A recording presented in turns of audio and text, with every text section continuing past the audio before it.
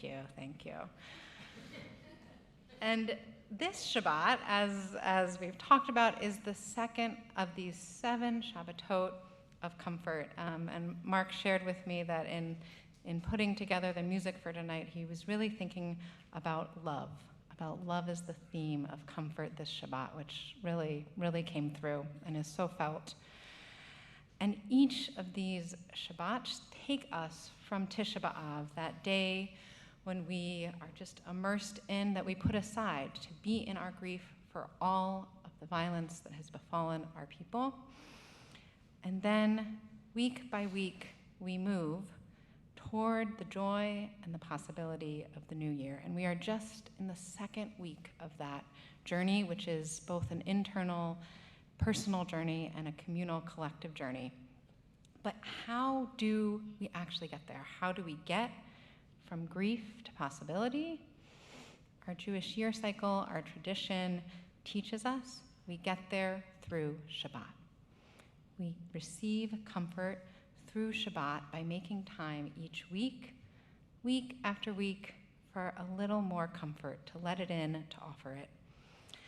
We also move from grief to possibility by receiving for each of these Shabbatot words of our prophet Isaiah, which envision the world as it could be, and by just allowing ourselves to be in Shabbat, to rest from work, and to live in that world which we envision, a world of care, of queer joy, of connection and abundance. And so you might be sitting here saying, okay, yes, that sounds very nice. I've heard of Shabbat, and we've talked about this before.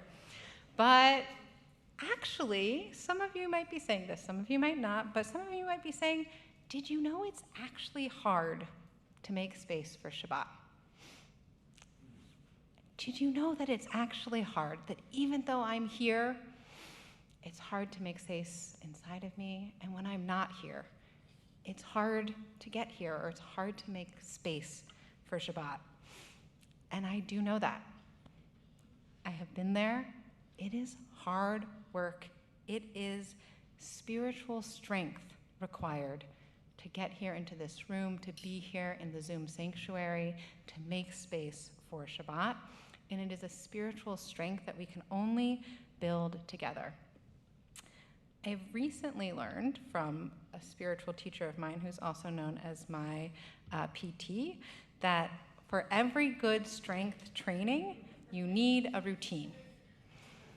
Okay, so just to orient us a little bit in Torah time, we are here in Eikev, which is the second Parshat Devarim.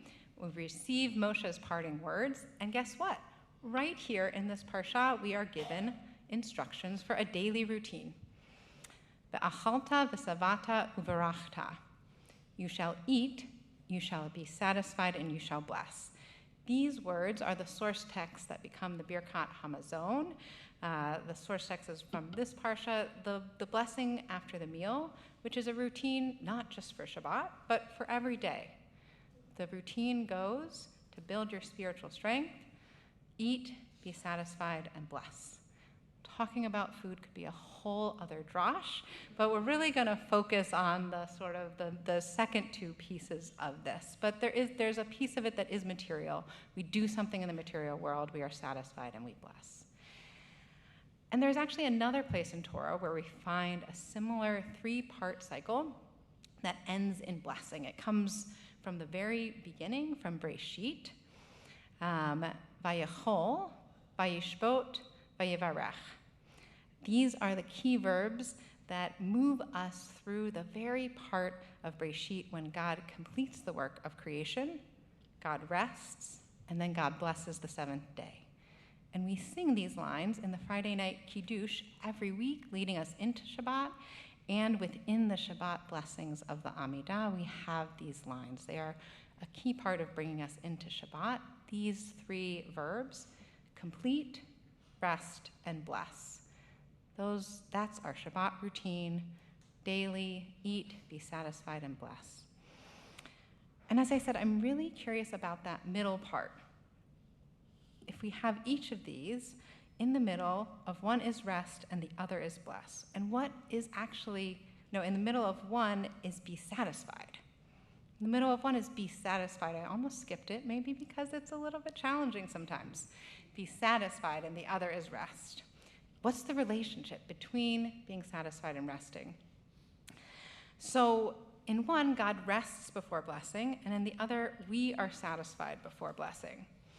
And so I wonder if when we look at these texts together, we come to sort of a curiosity if the human experience of satisfaction is what makes it possible for us to kind of get on God's level and get to rest. And when I thought about this, I thought about how there has never been anything so satisfying to me that I have eaten as the salted almonds that I ate on a 20 miles and 2 days backpacking trip. And it wasn't just the physical experience, it was also saying to myself, okay, I've made it through part of this journey, and I can sit down and have some nourishment. I can have this rest stop and pause. What is this relationship between satisfaction and rest?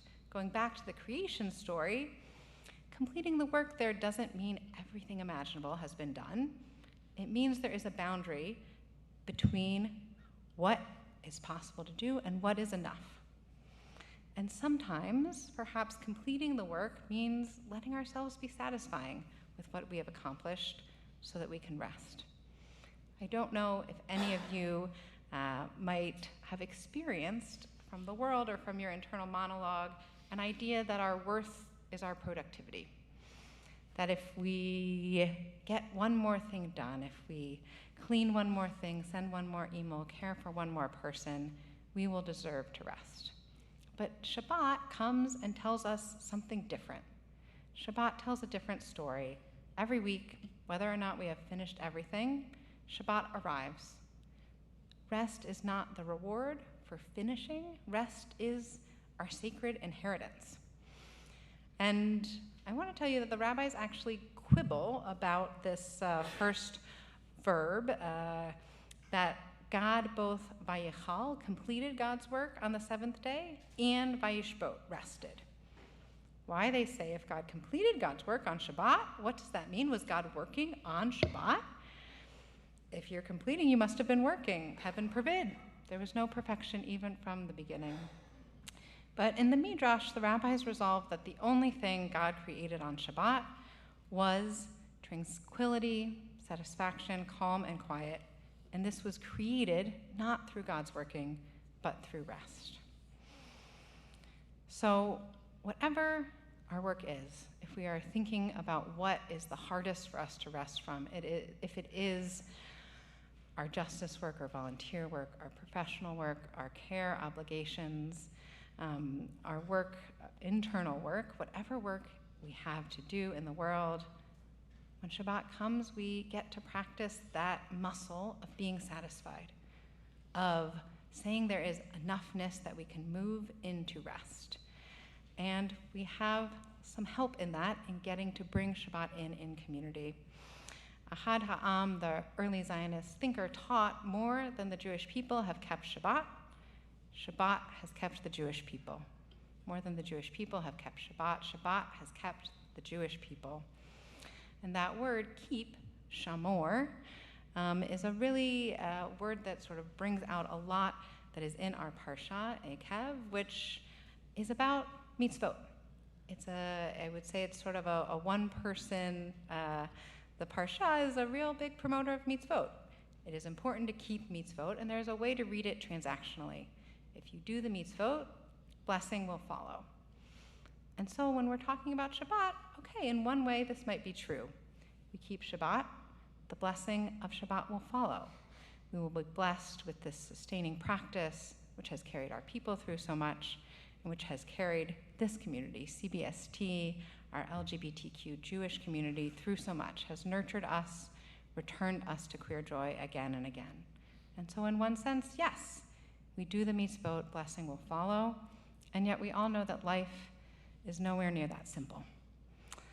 The feminist theologian Judith Plaskow teaches one way that we reckon with the theology of this Parsha, this part of Deuteronomy, is by recognizing that there is a flow of goodness and a flow of hardship. And that is just how it is. And so in this Parsha, in Eikev, when we receive this instruction, eat, be satisfied, and bless, almost in the same breath, we get a warning. When you've eaten, when you're satisfied, when you've blessed, do not forget. Do not imagine that your blessings came simply through your own effort. And this command, this mitzvot, to keep Shabbat, which I think of mitzvot as a relational obligation, the command to keep Shabbat wraps these contradictions up in one. This idea that mitzvot bring blessing, and this also idea that whether we are in the flow of goodness or hardship is beyond us, is not a simple one-to-one for our actions. Keeping Shabbat week after week, before the world is complete, before we have fixed everything, Shabbat coming to us wraps this contradiction up in one. We rest not because we are done, not because the world is as it is.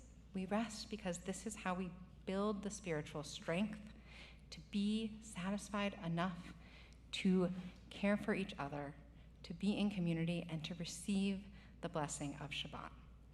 And so this Shabbat, may each of us receive the blessing of comfort and of love, and on each of these Shabbatot of comfort, may we be moved deeper into the blessings of community, of queer joy, and the sacred inheritance to rest. Shabbat Shalom.